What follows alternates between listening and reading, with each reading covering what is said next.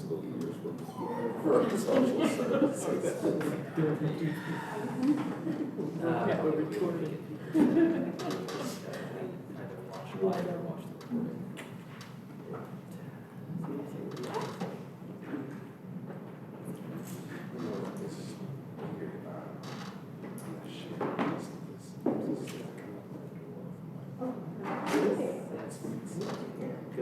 I'm just now realizing I got all my work today, and it says that date. Should we get started? It's the 15th, yeah. All right, call to order. 7:03 p.m., 7:04 p.m. Calling to order. Does everyone have a chance to look at the agenda? We're going to get a motion to approve the agenda. I can make a motion to approve the agenda. Thank you. Second? All in favor? Aye. Aye. All right. We have an approved agenda. Brief announcements from staff. Good evening. A couple of brief announcements. One, our council liaison is unable to make it tonight, so she won't be here. Just a reminder that the Community Development Department is in the process of working on the general plan and has requested applications from the 6 commissions that the city oversees, looking for folks to serve on that general plan commission. Today was the deadline to submit an application. My understanding is we've received a couple of applications, so once the council confirms who they will be appointing from the following commissions, and the commissions are the Climate and Environmental Justice Commission, Open Space and Habitat, Recreation and Parks, Transportation, Planning, and Social Services. Once they announce that, they will let me know, and then I will let you know. And then the other announcement is today our new city manager started. His name is Dario Dunstan. We're very excited to have him. I think his first council meeting is tomorrow. Those are staff announcements. Thank you. Do we have any commissioner announcements? Madam Chair. Well, first of all, I just wanted to, I noticed that we were shifted down. Do we have a missing commissioner, or did we just shift down? Just shifted. Okay, cool. So we Changes just- every time. Yep, no, I just asked for voting purposes, thank you.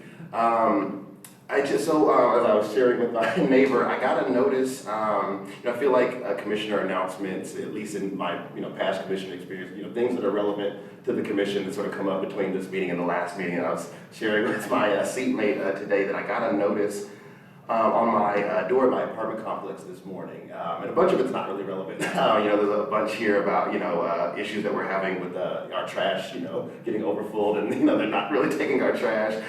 New cameras that have been installed in the parking lot, so things not super relevant. But the last section here is entitled "Homeless on the Property."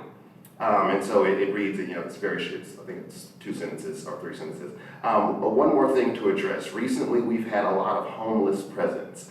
They are not allowed to camp at campus in quotation marks, camp or store their belongings on the property.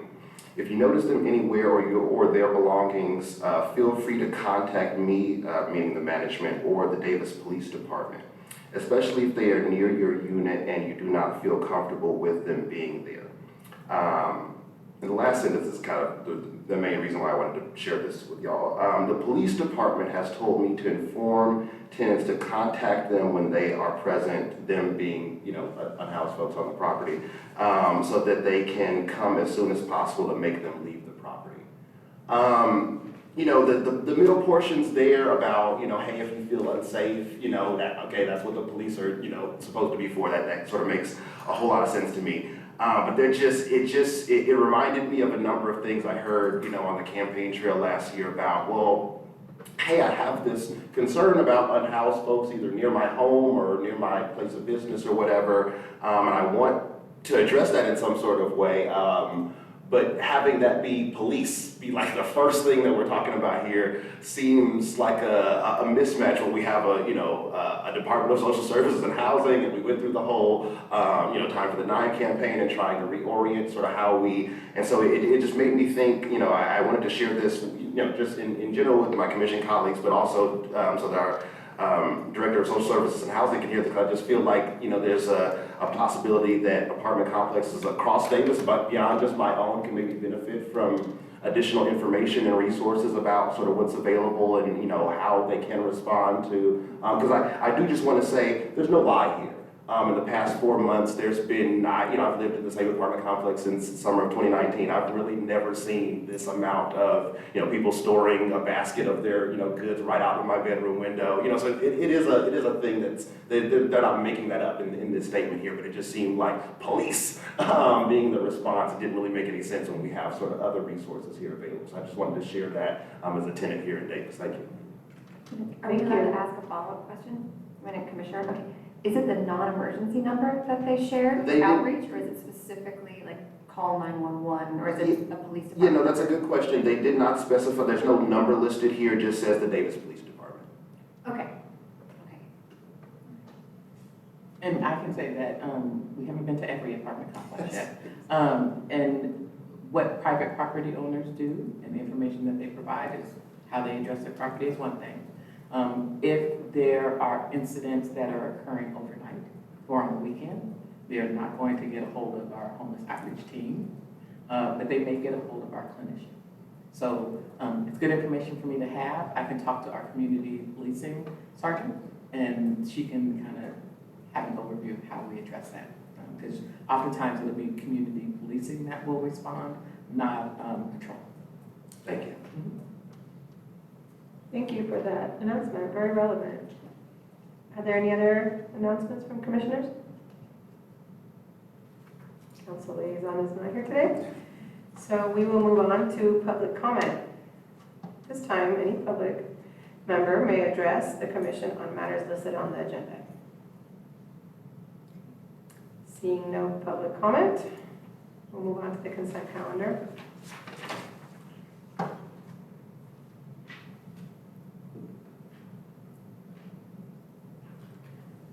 All right, now we need a motion to approve the August 18th, 2025 regular meeting commission minutes. Can I have a motion to approve the minutes? Yeah, I'll move to approve the August 18th minutes. I'll second that, also add a comment that this set of minutes had more names of the public included and more details on what their comments were. I just wanted to say that I really appreciated that in the record. So thank you for adding that. And yes, I'm seconded. All in favor? Aye. Aye. Aye. All right, approved minutes. Okay, action items. This hearing is an opportunity for the public to comment on the project year 2024 Consolidated Annual Performance and Evaluation Report, or CAPER. This look back at the last year is submitted by the city to HUD.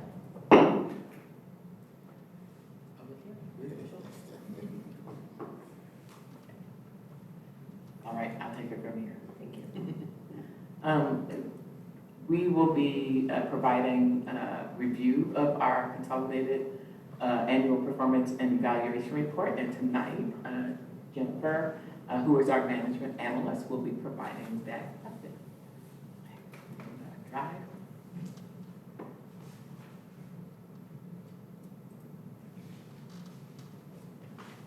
Okay, presenting to you guys tonight, the CAPER, which is also known as the Consolidated Annual Performance and Evaluation Report. And so I'll just tell you, the CAPER is an annual reporting that's required by HUD for CDBG and home grantees to report on accomplishments and progress. HUD uses the CAPER to evaluate grantees and to make sure goals have been met. And it also provides the community with information by informing citizens how funds were used. So the CAPER that we're presenting tonight is for July 1st, 2024 to June 30th, 2025. And looking at the big picture, the CAPER is part of the larger HUD-required consolidated plan process. So starting with the consolidated plan, which is our 5-year plan. So the plan that we're looking at right now is from 2021 to 2025, and that was that 5-year comprehensive plan. And commissioners that have been here kind of looked over the plan for the upcoming 2026 on for this past year. So we're looking at what goals were made in that consolidated plan, and then also our annual action plan, which is the yearly activity overview for what we said we were going to do this year.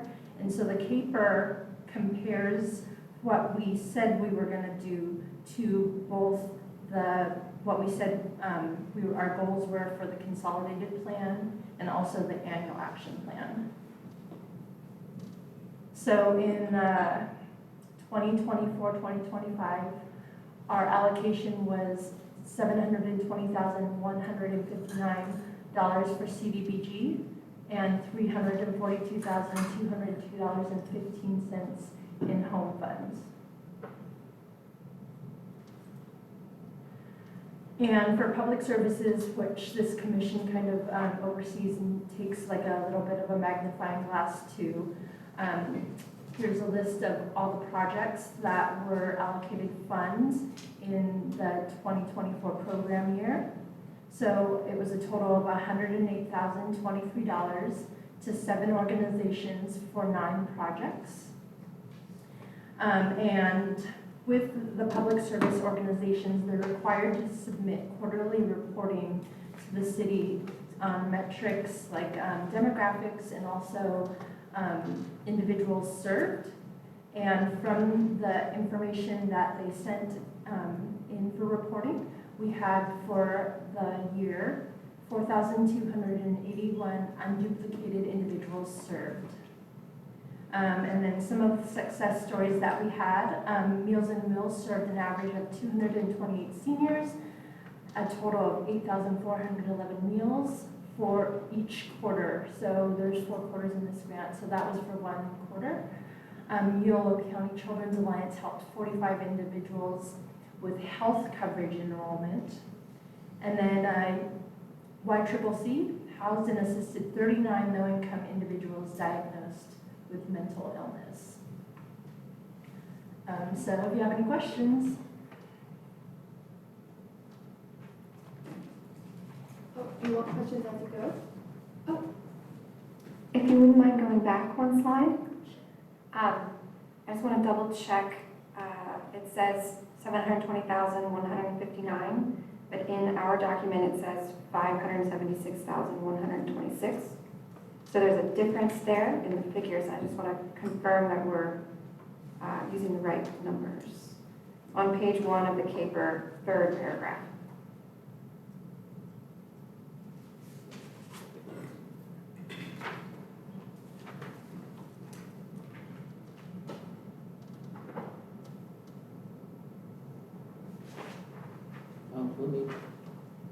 We'll need to update that then.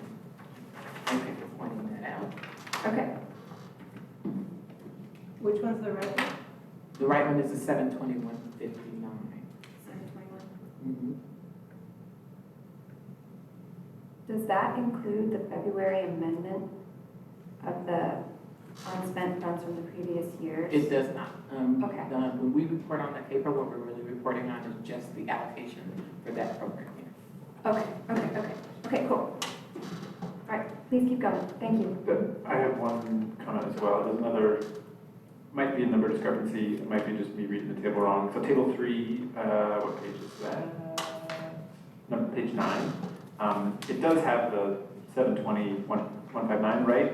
But I see here the amount expended is 97,908, and on the next slide, is that supposed to match the 107,000 that was on the next slide? Could you go to the next slide?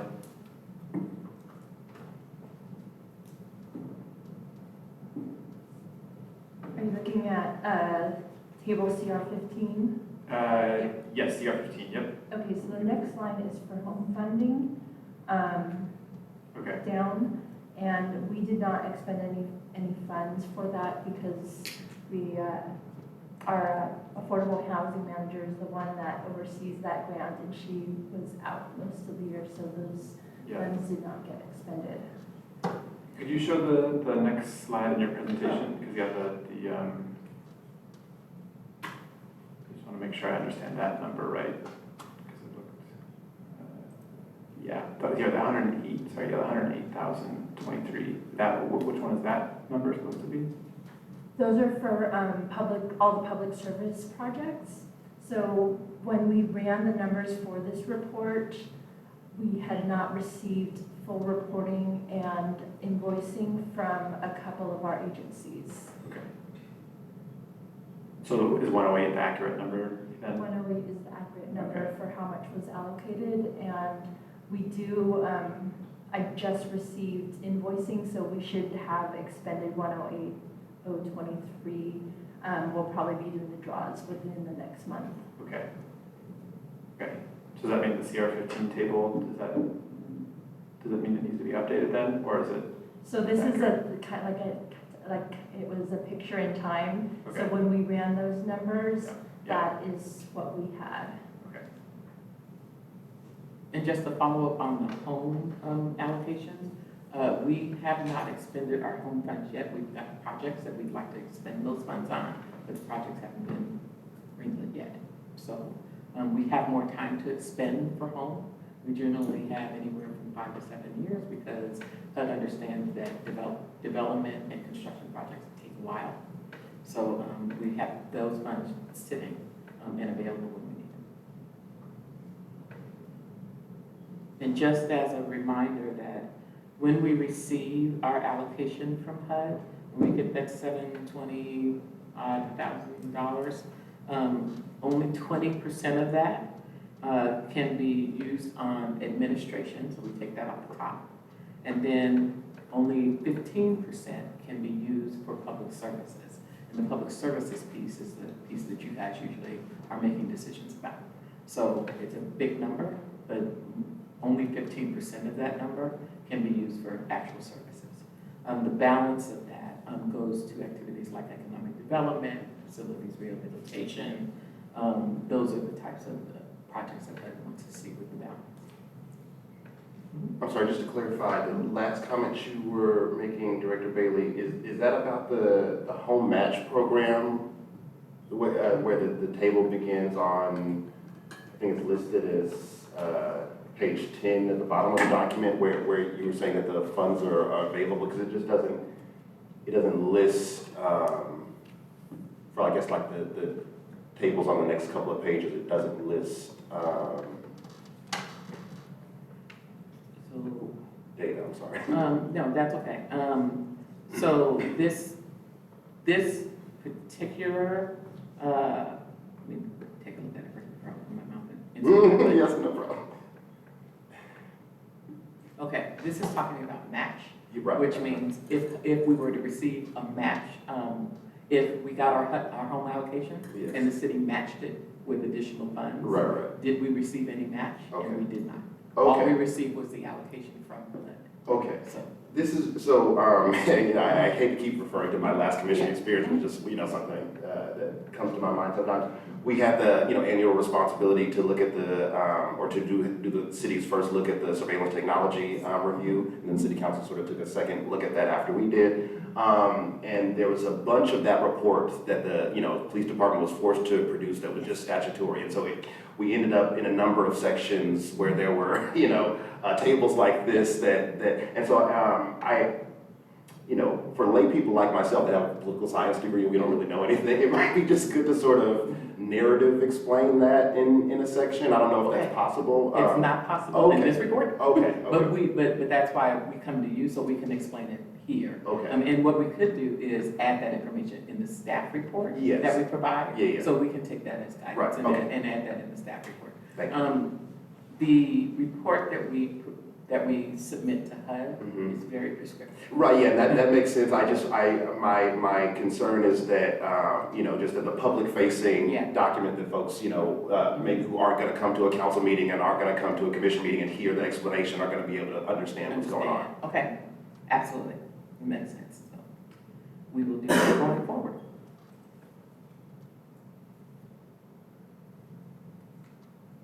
questions?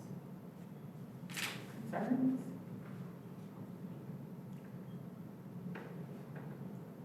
Is that the full report? That's the full report. Oh. That's it. I had full one printed out, I thought it was more Yes. Thank you, That's- short and that's all sweet, of it. appreciate it. Yeah, conciseness. the, again, the follow-up to HUD about what we did is generally pretty short. And then all of the detail is in the report that we sent to you. So that's why we bring it forward. Actually, yeah, I thought we were pausing like midway through. I do have a couple more things if, I don't know, Madam Chair, if I have a couple more and then, or. I have a question, so I guess, and please excuse my ignorance. We got resources of 720,000, and the program year has since ended, and it said we spent 97,908. And I'm sorry if you already explained this, but can you please explain the 600,000 or so why such a big difference between expended and the resources that were available? Okay, so out of the whole allocation, only $108,023 is public services, and that's what we have to expend within the program year.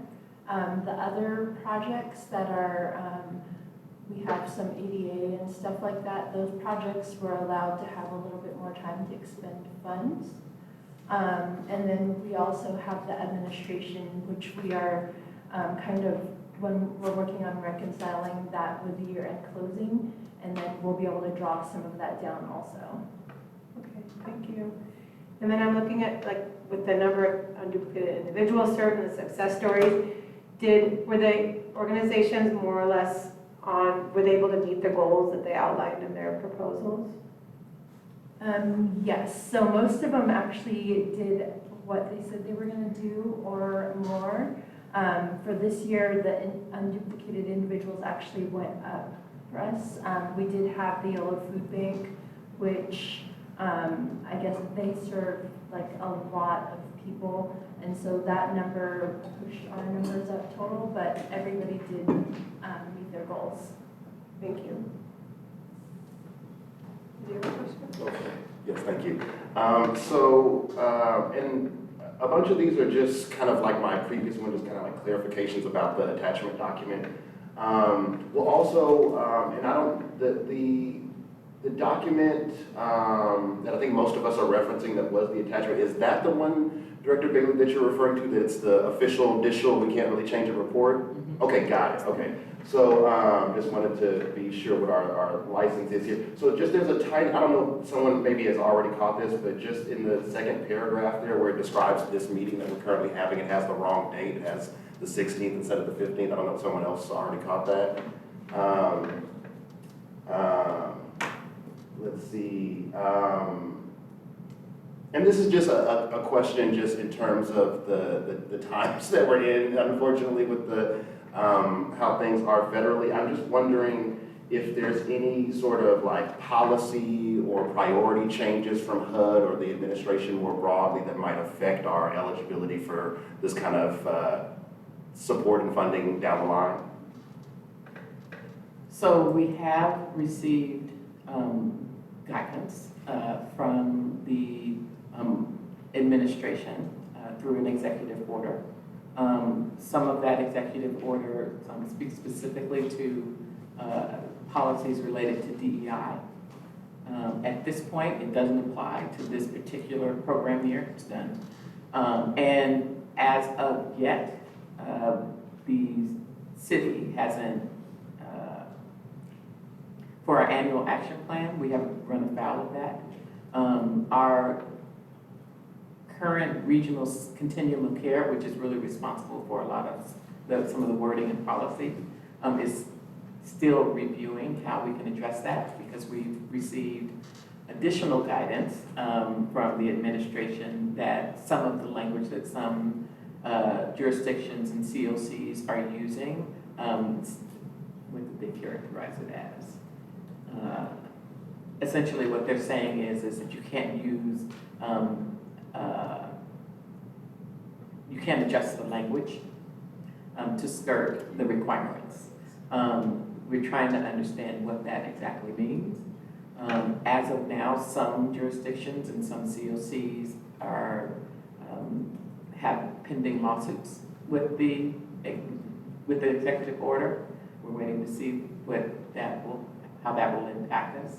But as we've explained, until a lot of this language is codified by Congress and not through an executive order.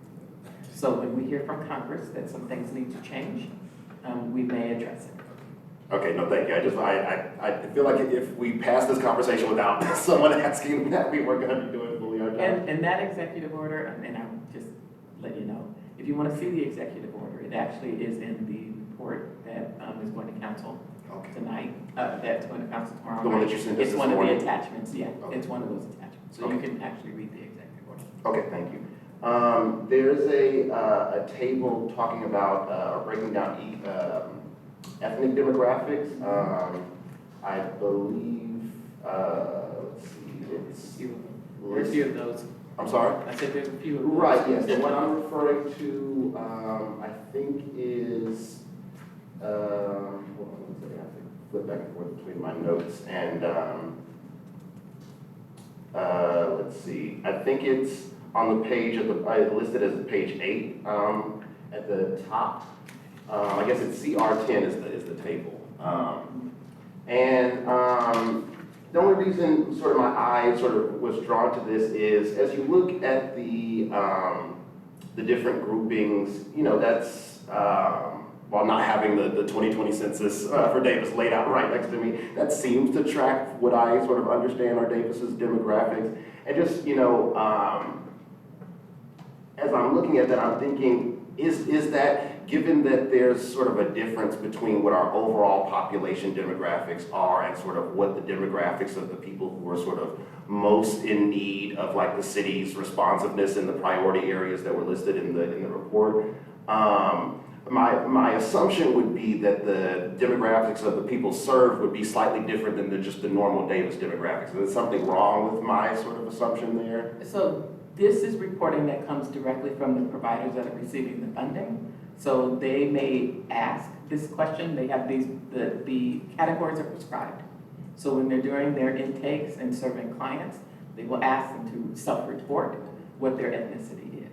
So this is all self-reported information from clients. It's not based on overall Davis demographics, it's based on client demographics. I guess if I can reword the question, I guess what I'm asking is there something wrong with our targeting for our services if the demographics look exactly like the broad demographics of Davis? I don't know if I'm making sense here. If the population of people who need housing services, for instance, has a larger proportion of Black people than the overall Davis population, shouldn't we see in the demographics of people served a higher population of Black people, just as an example? Not necessarily, Okay. because it depends on who's accessing these particular services through these organizations. That's one thing. And then the other thing is, what do people self-report? And sometimes people will self-report how they report themselves, their demographics. Sometimes they won't. So what we will find is that the reporting, because it's left to the clients that are coming in, may only reflect what people are telling us. Okay, thank you. Yeah. And then this is just like a formatting thing in terms of the report again. There's about a third of the page. Again, I don't know if anyone else got this, but there's a third of the page is listed as, I think in the PDF is 26, but I think at the bottom it might be listed as something else. But like a third of the page is missing, so I'm not really sure. Oh yeah, it's page listed as 24 on the document. But yeah, about a third of the left side of the page is missing. Oh, okay. That may just be a printing error. Oh, okay. Yes. Yeah, or a photocopy. The information is there, but Right, it just, right, when right. it kind of went to go to print, it may come out sideways. Yeah, no worries. We'll make sure that, well, and this physical report does not get submitted to HUD. HUD has there's a database called IDIS. It's their information data, I can't even remember what the name of it is. But all of these sections that you see Are going to be put into that. are sections that we have to manually input into each of these sections. So we'll take all of these narratives and manually input it into the database and then submit it. Okay, So- thank you. Thank you, Drew. Thank you, Madam Chair. Thank you.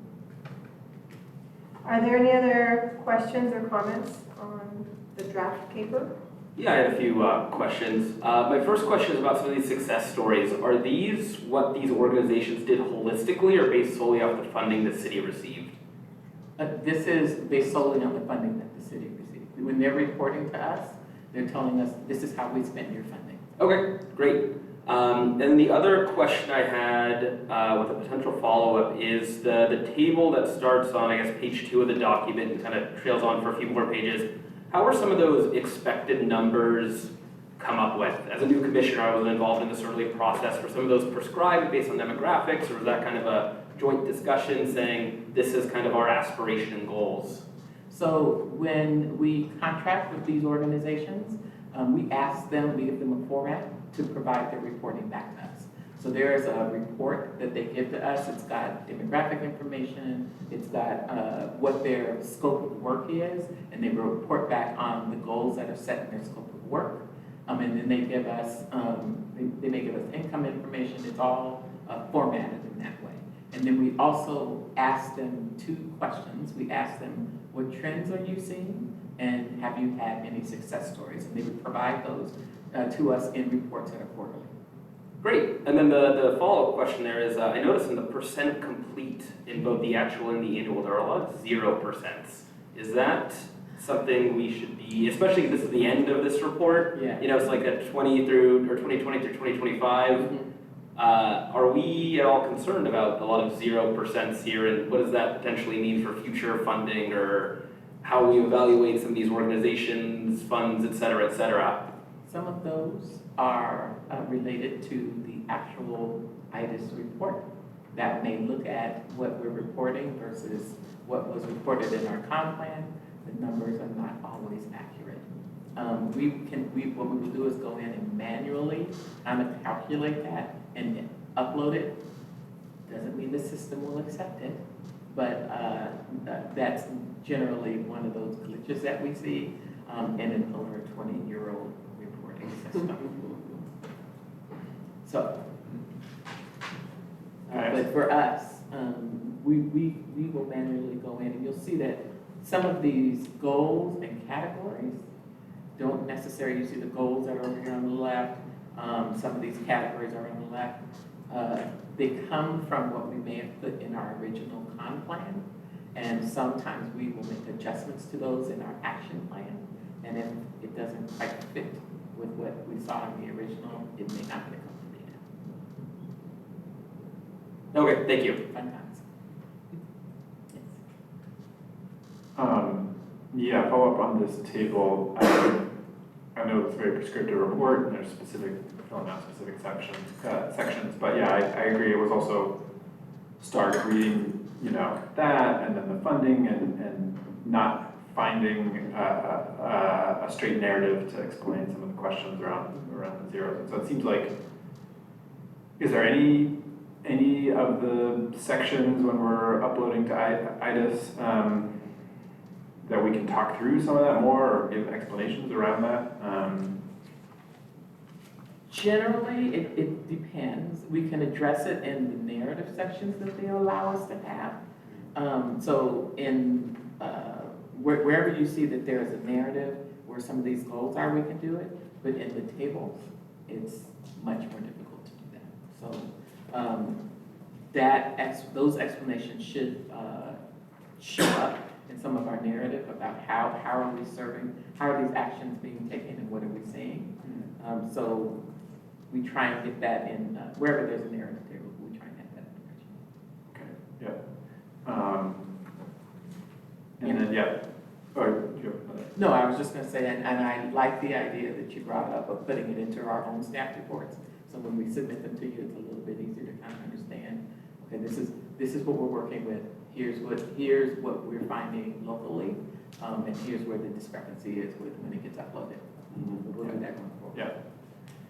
And so just to be clear, it's still on the same first table, the strategic plan, expected values, that was set like on the is it a 5-year Yes. strategic plan? So it's set earlier, like you said, there might be drift in focus from year to year. And so those numbers were set initially and are set on a 5-year cycle.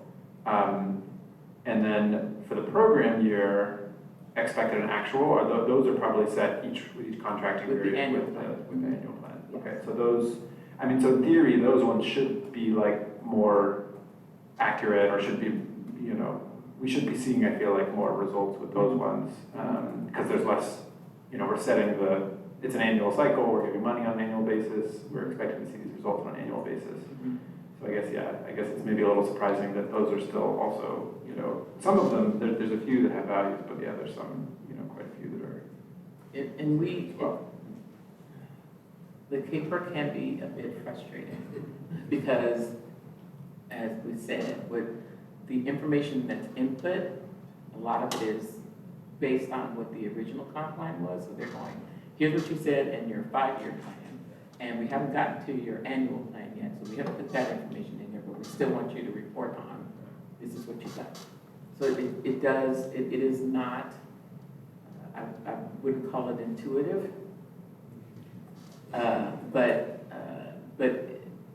we do have an opportunity to try and provide more explanation in the narrative, and we can probably do a better job of providing it that way. Okay, yeah, thank you. And maybe my last question is, did you feel in the creation of this report, like, do you find it to be a useful process? Are there things you're learning, your department's learning, and that you're able to use, like the staff report? Any comments on that? I think that the information that we receive directly from the agencies is very useful, particularly because we get it on a quarterly basis. It gives us an opportunity as our agencies are submitting information to kind of find out what they're working with and to make adjustments along the way.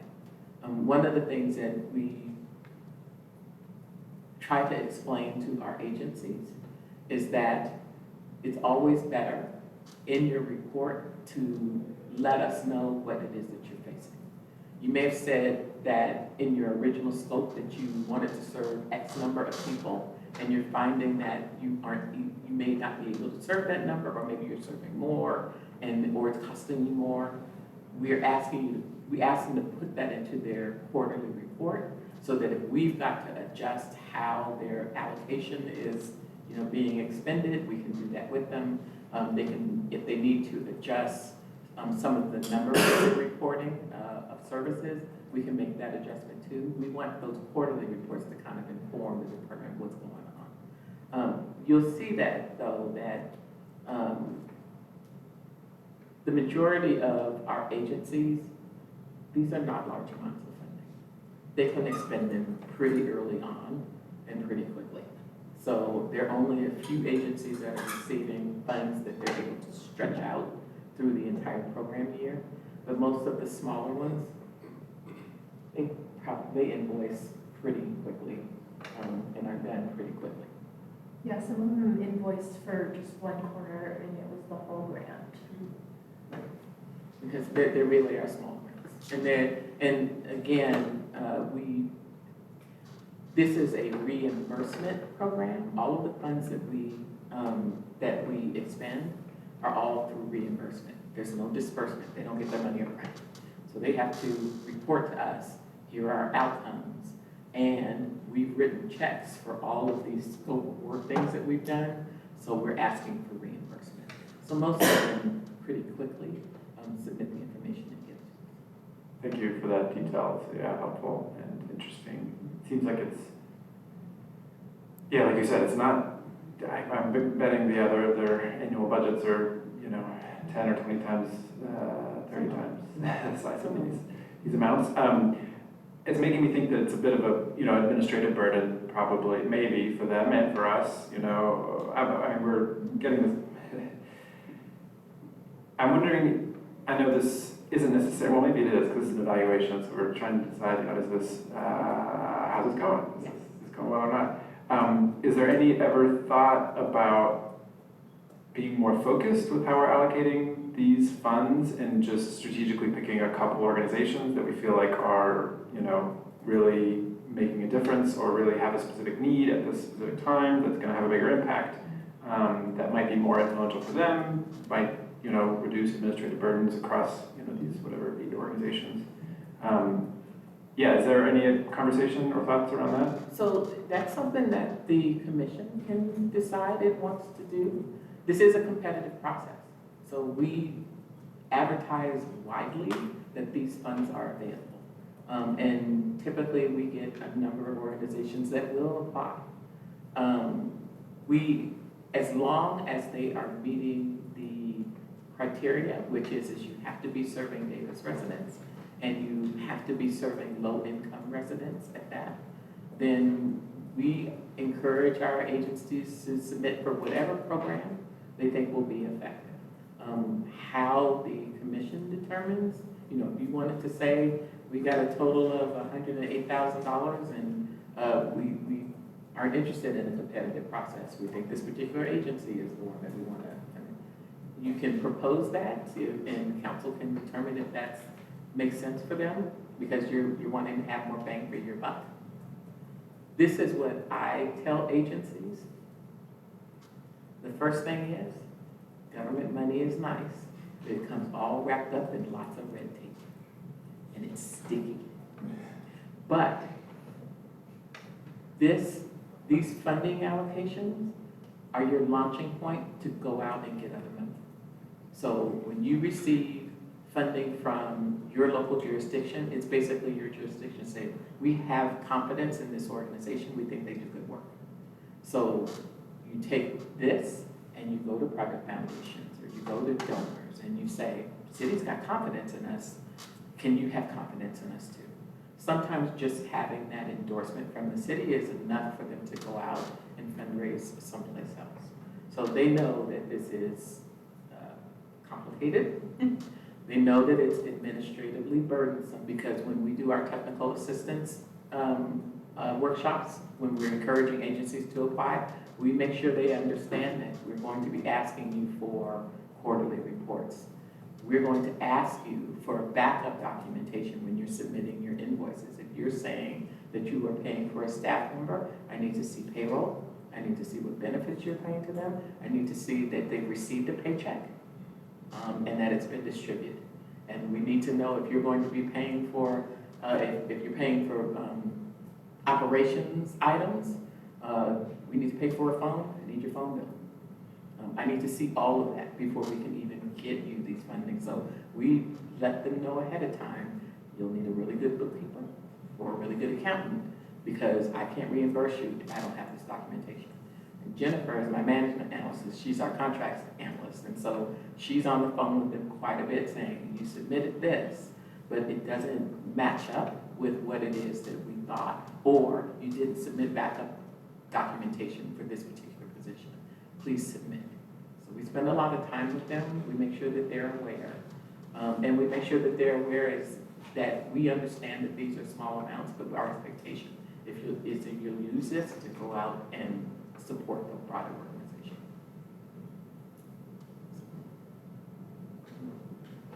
As the resident historian for the longest, we've done a lot of conversation about what Dana just described. So I want to second what Dana described, where almost every year, this was my 6th year doing the CAPER and CDBG funds, we had the debate of should we prioritize and do the full $100,000 to the top 2 and have them really do a bigger project or spread it across. And almost every year, Dana reminds us that these organizations, they consistently apply. A lot of this list has applied every year for many years. And there have been dips and rises over time. We went through a period about 4 years ago, maybe, Dana, 3 years ago, where we had fewer applicants, and then the workshops brought the numbers back up again. But generally speaking, because it's not a very small pot, these organizations know they're going to go for somewhere right between $5,000 and $10,000, and that's part of their application process. So just to second what she said, clarify that, boy, we had this debate in your previous commission. Maybe we'll do it again this year, guys. I do have some questions though, may I? Okay. In the narrative starting on, actually no, earlier on the table where it breaks down how many people are served in the actuals column, is that a roll-up across multiple projects?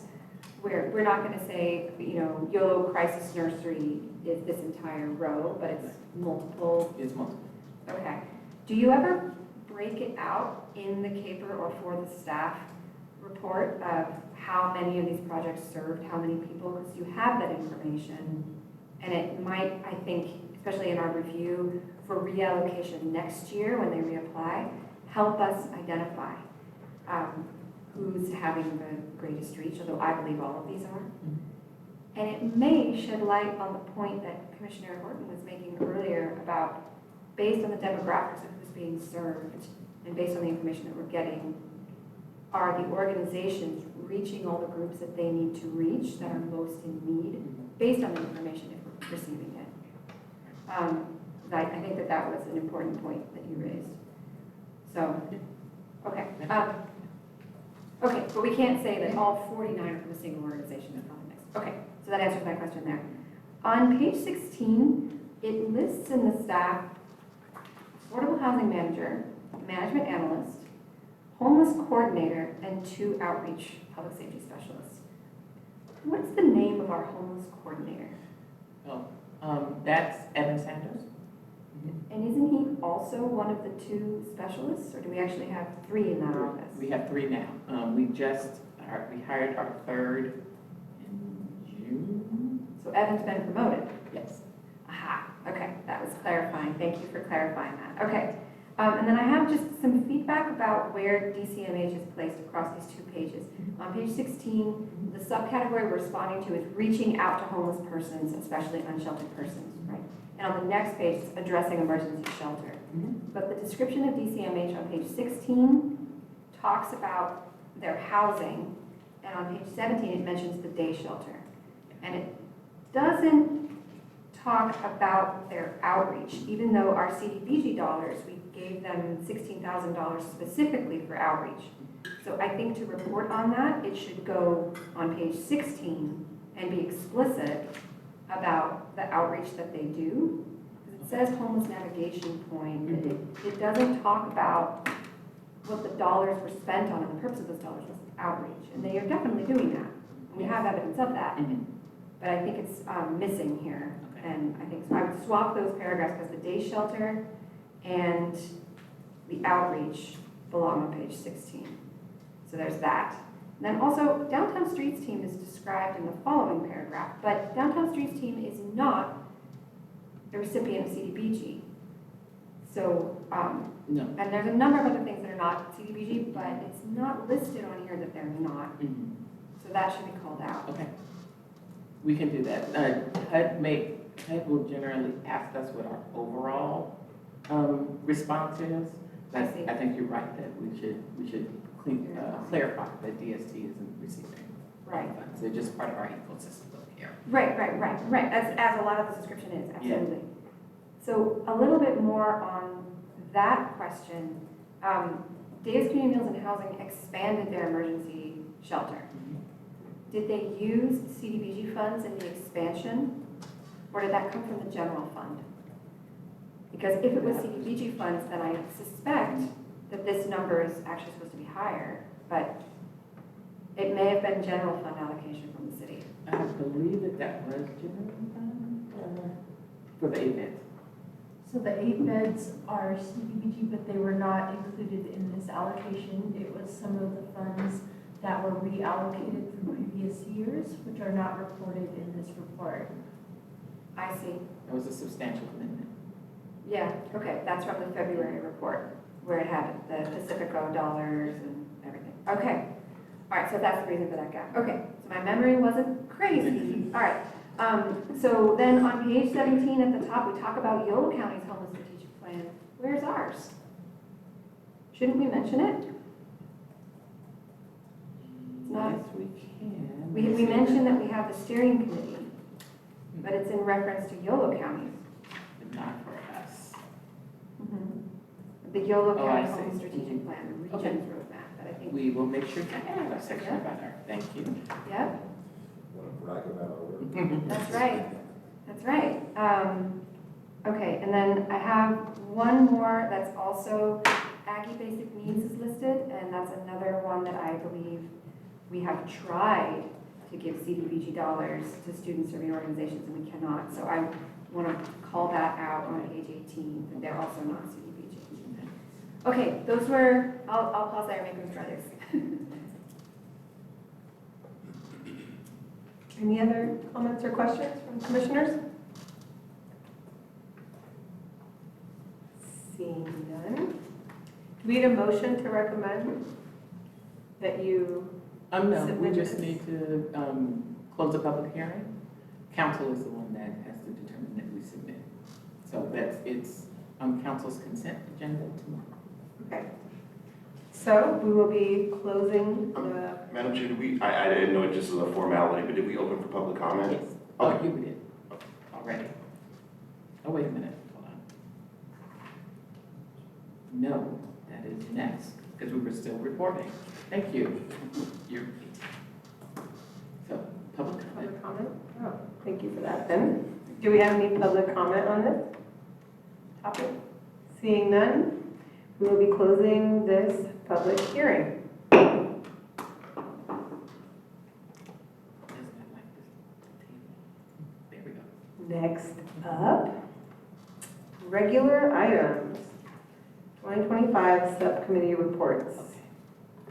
So, the last subcommittee report that we had was a request from council to undertake research related to a landscape assessment of current homeless services and the potential for community navigators.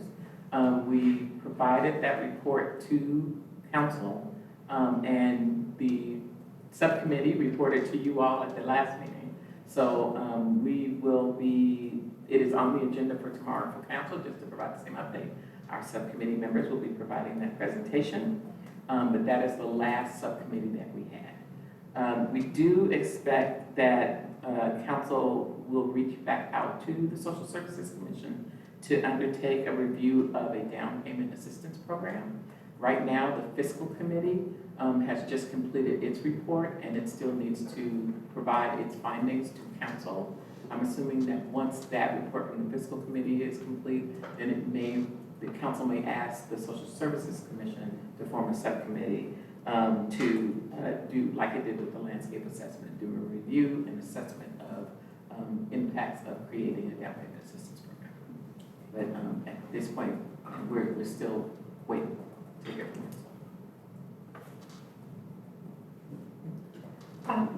I'm wondering now that we have a new wonderful slate, when we should start the subcommittee to look at the work plan, because that takes some time, and I know that's usually not due until January or so, but it's already September, so we're coming up on it.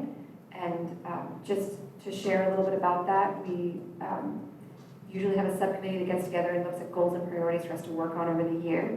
And historically, we have not done as good of a job as I believe we could on bringing it back and checking ourselves and sticking to those priorities. So I would say if we can do that and really have a bold set of goals and priorities, we've got a really good full slate, and there's a lot of good work to do. So just want to encourage you to think about that when we do establish that subcommittee. Now, I'll just add that when I was on that committee, we did recommend that we would review the work plan periodically. We haven't been doing that, and so just taking responsibility there, but also we can agendize like every month or every quarter to keep ourselves accountable to reviewing it. Absolutely. And once you update it, we'll throw that onto I can put that as one of those on the long range calendar. Yeah. So that we review it every month. Madam Chair, this might be an item for like long range, but I think it might be helpful, particularly for folks like myself who are new, but also have had an experience on a different commission. I imagine there's differences in how this commission does a long range, calendar or a plan relative to PAC. So if staff could maybe the last 2 or 3 long ranges, and maybe just sort of send them to the commission as a part of the packet for the next meeting, I think that would just help me orient as to what they look like, what's in them, you know, what sort of categories and, you know, are usually included. I can do that, and there is actually a section on the agenda where we review the long range. Oh, yeah, that's why I said, hey, I know I'm jumping the gun a little bit. Okay, no problem, we can, but I can make sure that we do that. Thank you. Did you all receive the last work plan? Maybe that's something that would be Okay. cool to send out before we establish that subcommittee, because then our future subcommittees, while they're sometimes responsive to requests, they can also, as we map that out, we could map out future subcommittee work. Does it make sense then to maybe on the next agenda to put a kind of update on that work plan? At least it's a collective refresher on that kind of thing?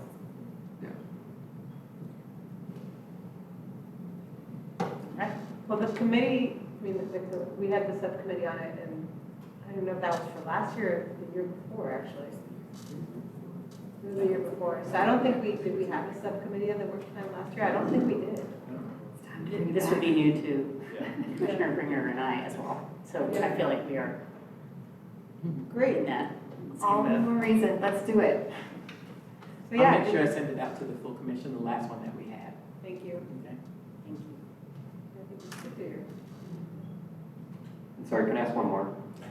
So then, as we're kind of starting to take stock of the work of this commission, then, I mean, we're looking at a potential supporting the general plan here piece of that, right? And potential individuals there.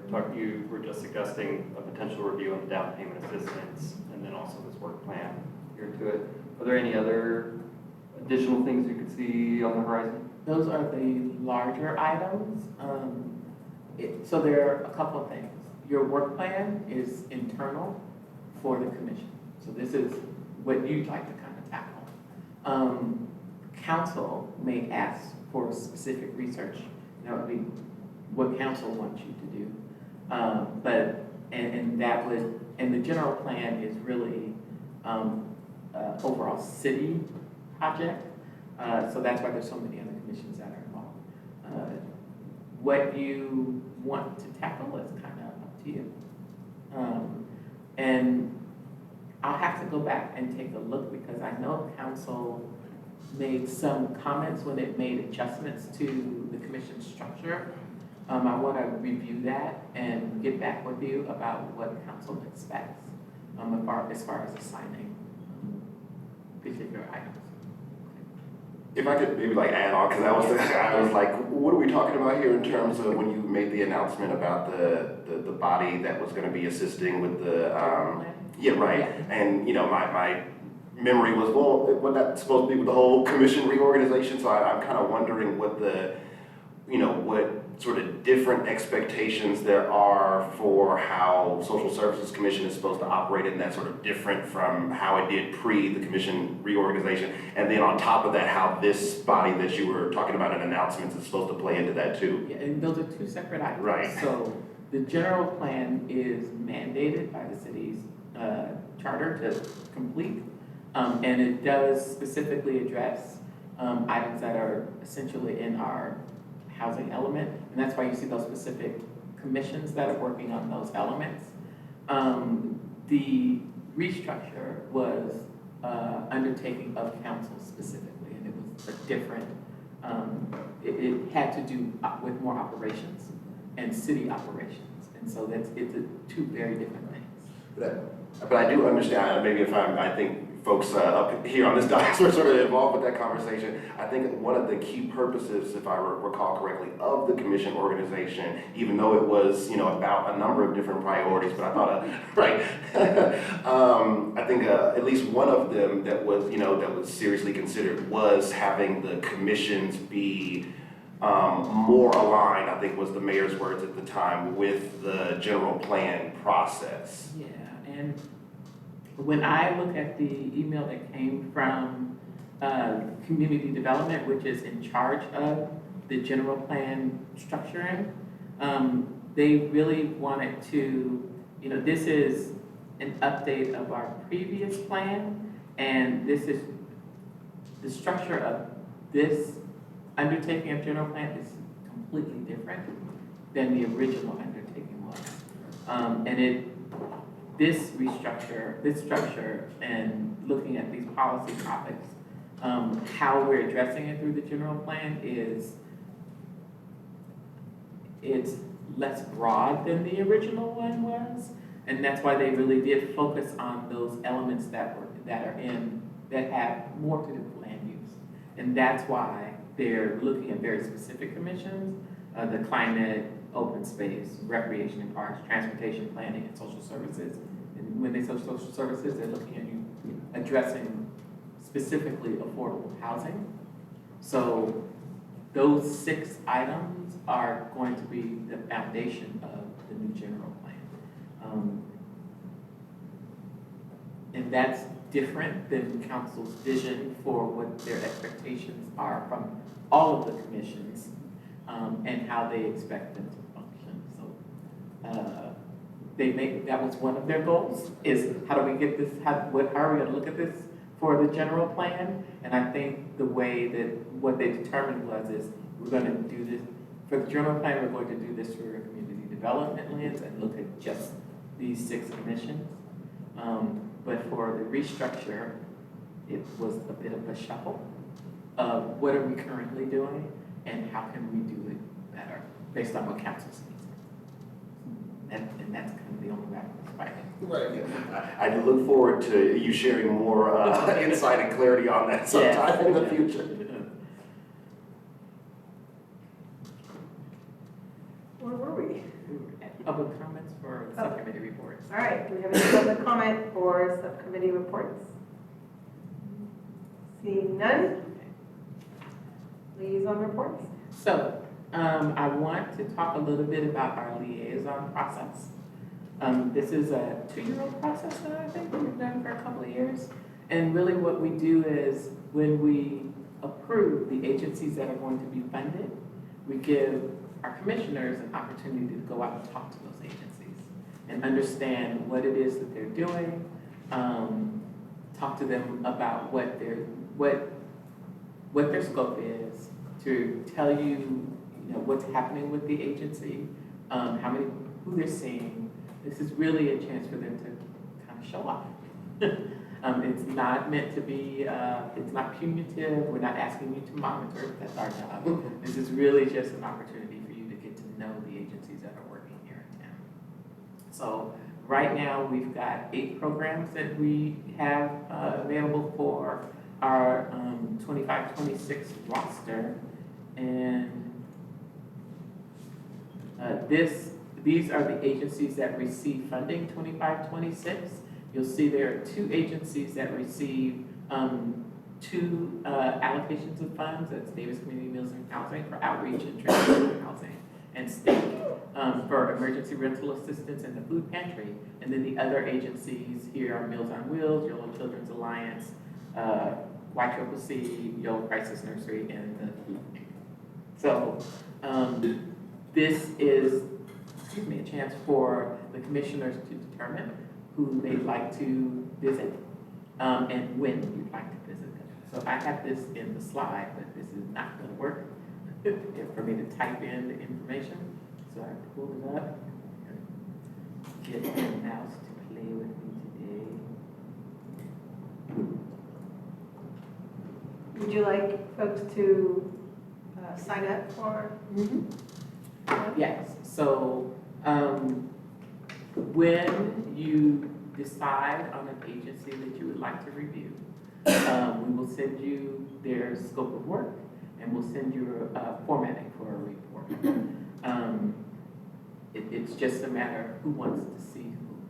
And we, at this point, I'm not sure if the alternative has an opportunity to go out and visit. It has to be one of the commissioners that's appointed, right?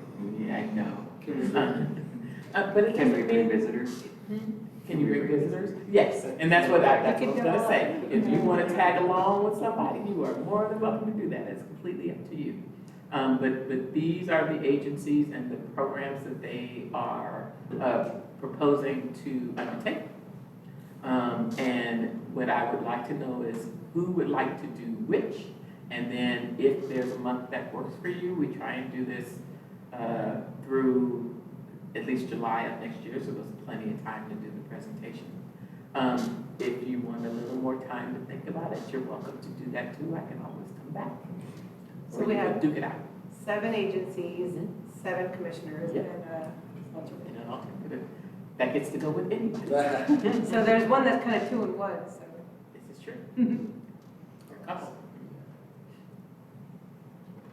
So if anyone has a preference, or you can say who saw who last year if you want to, so you know who did what. I did Empower YOLO last year, and I'm wondering, they're not here. Yeah, we did them for. Okay, all right. Could I do Meals on Wheels? I haven't done any senior services ones. Could I do the food bank? I'll take community meals and housing, if nobody else wants it. They're good ones. Yeah. They're all good ones. I'd like to, Hold on. My house is Well- not. I don't have a preference, so I'd be delighted to do any of these, so I need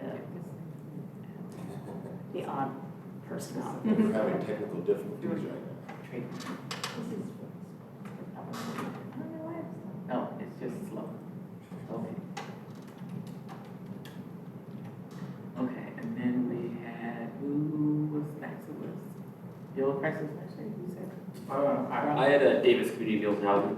Okay. Sorry.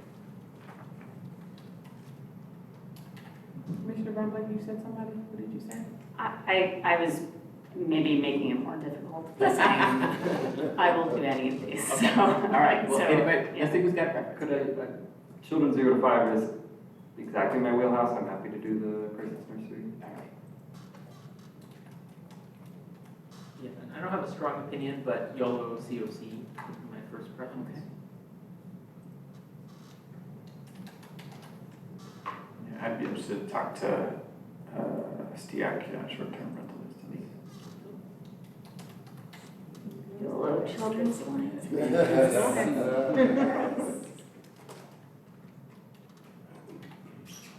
And does anyone have a preference for what month they want to present? I would write off December. Just saying.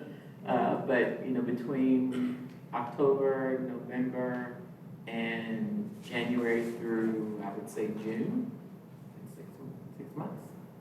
So, does anybody care? If not, got plenty of time. We recess in August or July? We recess in August. And we're looking to do these through June? Yeah, because that's the end of the program here. Wasn't it July this year? We We followed We canceled in July. I think last year was August, but then this year was Yeah, we switched to July. We Oh, switched from recess to being that's right, because we part of tried to align with council. We aligned with We council. should do that. I'm assuming these are relatively tentative for now, if something comes up. Yes. Oh, yeah, Yeah. we can always shuffle, it's not. Okay, I'll take a dart through in January just to get the party started. Okay. I'll do February, just keep it rolling. Is there anyone that wants to sign up to do like a sooner one? Did we want to try to do one in like, October, November? Halloween. If you don't, we got plenty of time, like I said, so. I could aim for November. Okay. Give it a try.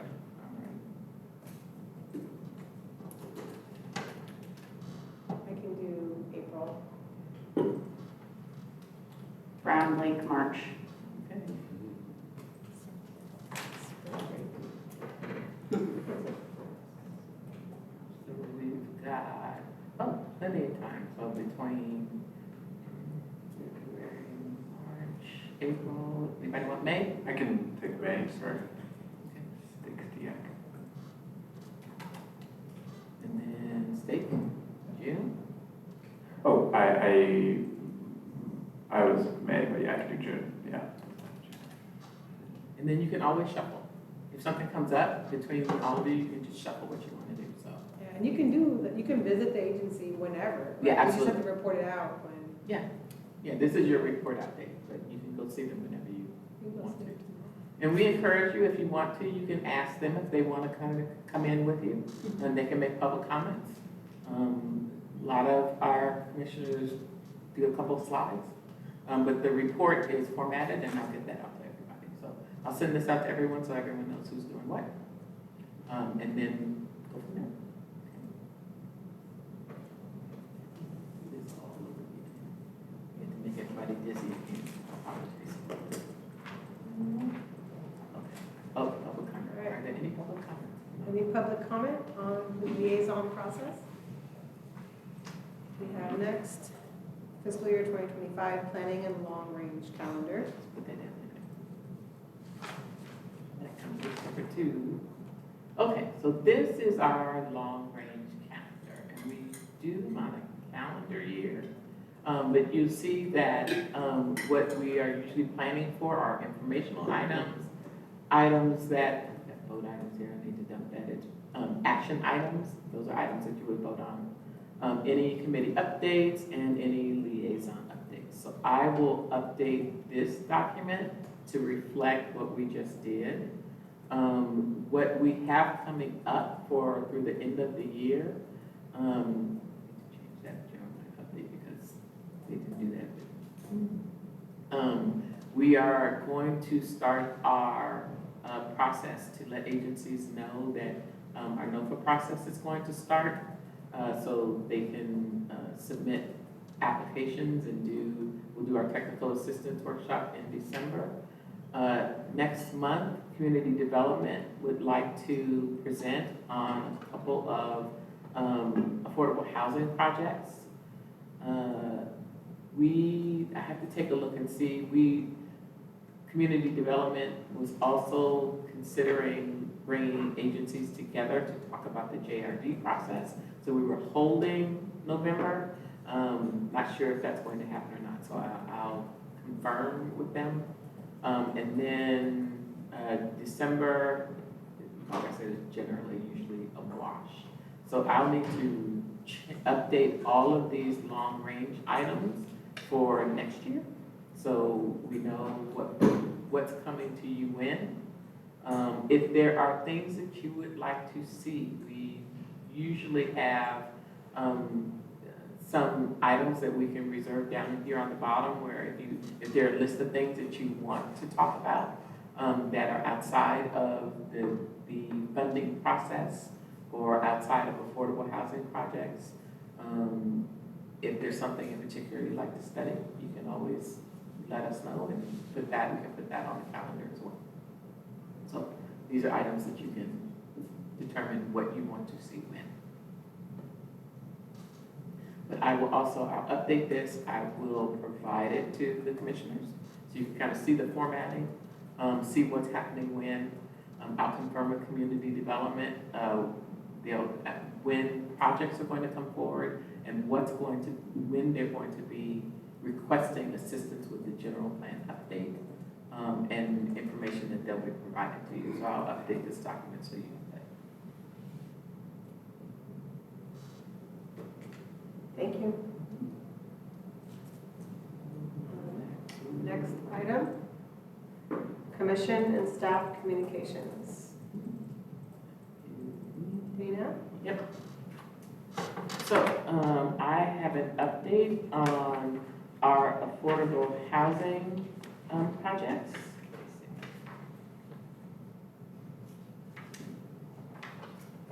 Okay, so from item 8A, development projects and affordable housing properties update, we currently have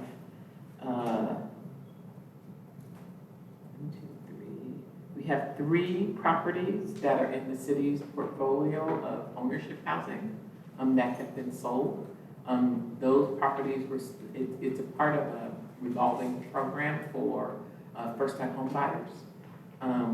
And they're below market rate units, which means the prices are reduced. They are reduced to attract folks that have lower incomes. So we've got 3 properties 2 of which were on Hackberry Place in Davis and one in the Green Terrace complex. All 3 of them were sold and sold to low-income buyers. We've got, there are 4 open projects right now, or 4 open properties that are for sale. 2 in Green Terrace, we're waiting for more information on the other ones, but they are also available for sale. What the city does is we have a wait list of people that are income qualified to make offers on some of our affordable properties. We've got about 36 people on our wait list right now that are pre-qualified and can, when a property becomes available, we notify the people on the wait list that there is a property that's available so that they can potentially make an offer on it. Properties are made available. We usually make that offer, we let people know. Usually the first 8 people on the list get the notifications. And so they can make arrangements to see the property, see if they want to place an offer, or if they don't. And then if they determine that they want to place an offer, then we put them in touch with the seller. The seller and the buyer, with their agents, work together to determine if the seller will accept the offer and if they move forward. City's role is just to qualify the buyer, make sure they meet all the criteria, and then to and to introduce that qualified buyer to the seller. The city's got a very prescribed time period to do that during its right of first refusal. So we get to bring a buyer first before the seller can go out and look generally across the city for a buyer. So some of the new things that we have done through this program is for the people that are on the wait list, we've put them in touch with a couple of nonprofits. One is called NeighborWorks. They do trainings for people that are first-time home buyers to explain to them what the process is, what is it like to buy a house, what are you going to run into, what will you need to do to qualify to purchase a house. They go through all of that with the buyers first, and we'll give them a certificate that says, hey, they've been through this class, they know what they're doing, and it just makes them a stronger buyer. So we do that with NeighborWorks, and then we also partner with another nonprofit called Echo Housing, and they talk to our buyers and to our rental clients through our rental assistance program. They talk to them about their house, and so they offer a number of workshops that they make available to folks. So that's what's happening with our development projects and affordable housing properties that are in the city's portfolio.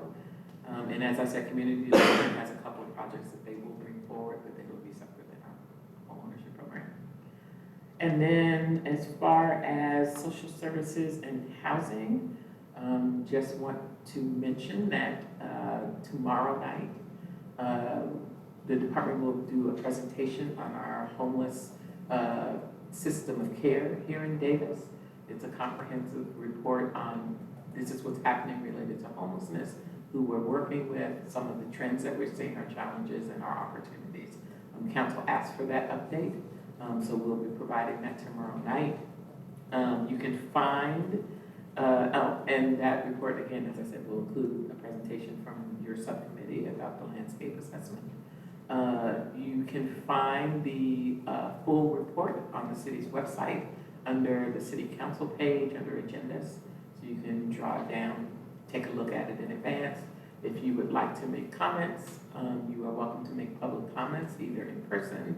You can call the phone number to leave a public comment, or you can leave an electronic public comment as well. So, on any item that's on the staff book.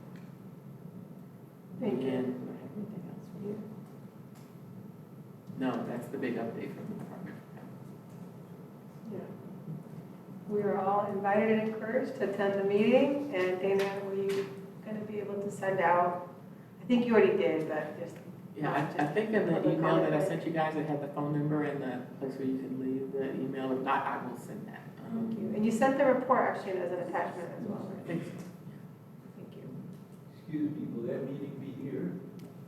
It's a city council meeting. It'll be here, yes, tomorrow night. It's the Tuesday night city council meeting. Starts at 6:30.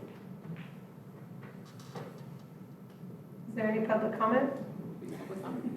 Public questions and comments? None of this one, I think later. We are almost at the end of the meeting, so, Did you do the, house? that's tomorrow night. That's tomorrow night. That goes to council. That goes to council. Okay. Make some suggestions. Yes.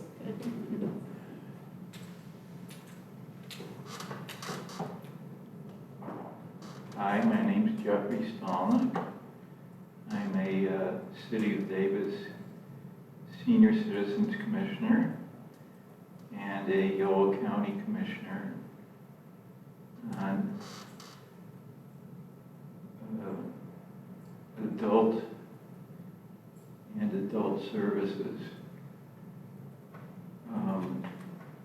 Now Davis, which for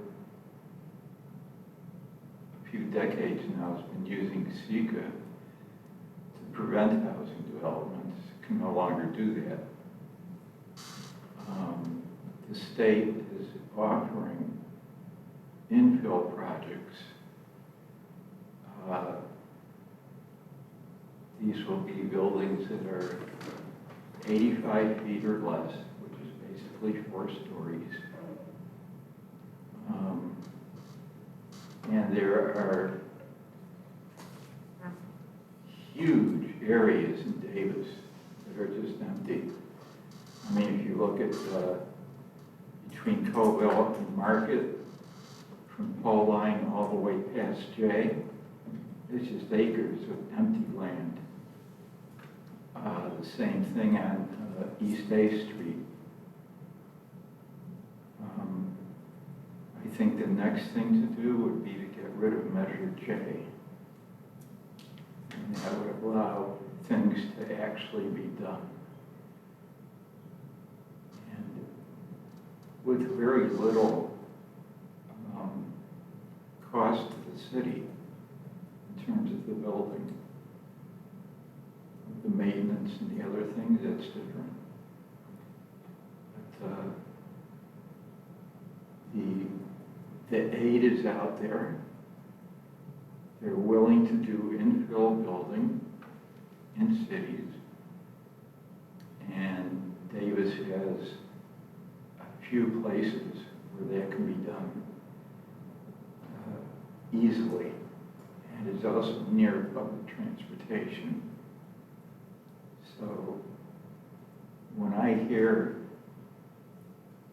things about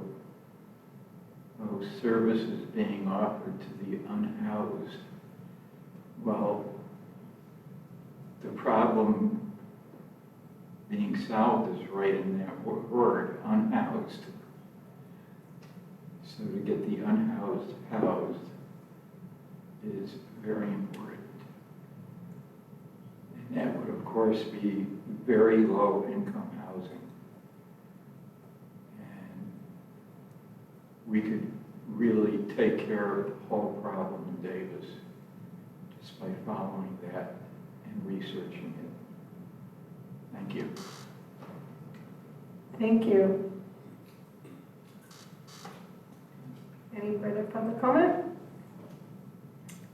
Seeing none, we are adjourned.